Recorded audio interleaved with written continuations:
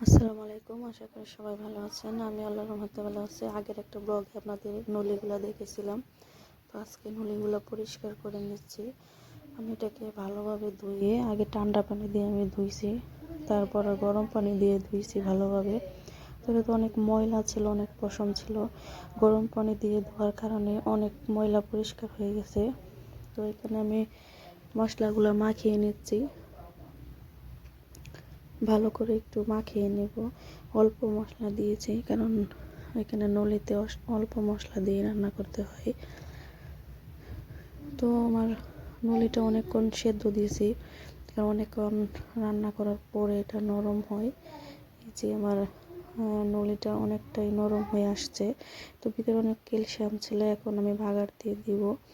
তো রসুন পেঁয়াজ দিয়ে বাগার দিয়ে নিচ্ছি।